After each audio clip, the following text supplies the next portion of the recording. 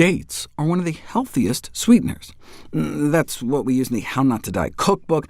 You can blend them with water to make date syrup, or use date sugar, which is a whole food, just dried dates ground into powder, and as such is packed with nutrition, ending up with as much antioxidant power as blackstrap molasses, but without the strong taste.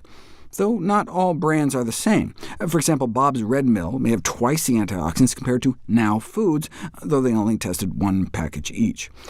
OK, so dates are healthy compared to other sweeteners. That's not saying much.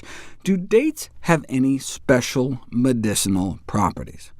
You'll see papers like this in the medical literature touting the therapeutic effects of date fruits in the prevention of diseases, anti-inflammatory, antioxidant, anti-tumor activity, complete with figures like this, of the purported pharmacological activities of date fruits in disease control. But what they don't say is some of this may be based on studies like this, where they feed dates to rats. That sounds nice.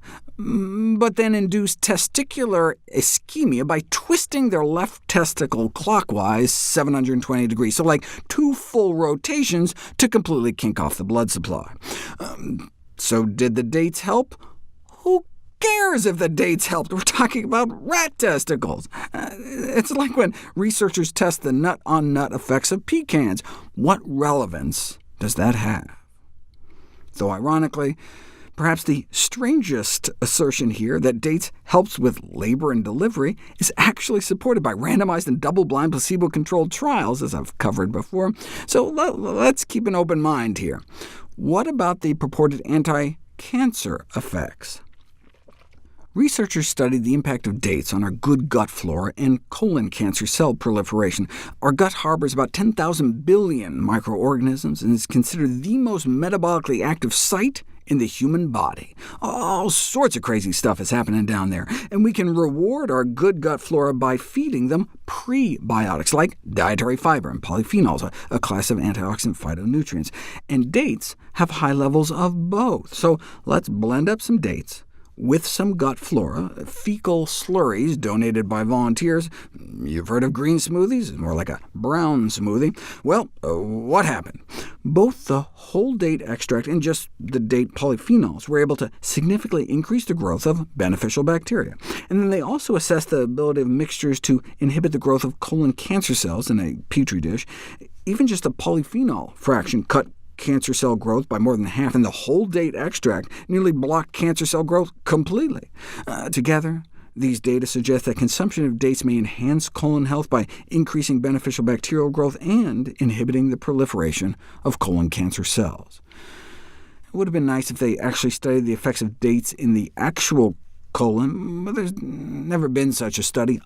Until now. The impact of date consumption on gut flora growth and large intestinal health, a randomized, controlled crossover human interventional study. Volunteers were randomized to either a control group or 7 dates a day for 3 weeks. And there were significant increases in bowel movement frequency, not surprising, eating the additional fiber, but also significant reductions in stool ammonia concentrations after consuming dates. I have a video on why that's important. Furthermore, date intake significantly reduced genotoxicity in human fecal water. What the heck is that? That's like human stool tea, a water extract of feces from someone eating 7 dates a day, causes significantly less genotoxicity, meaning is significantly less DNA damaging, which is good since that's what's coating the insides of our colon on a daily basis. Dozens of different date varieties have been pitted, no pun intended, against a variety of cancer cells in vitro, and not just colon cancer and stomach cancer, which the dates might actually come in contact with, but also prostate cancer cells, lung and breast cancer cells. But of course, we'd have to first show that the active components are actually absorbed into the bloodstream and end up in those organs.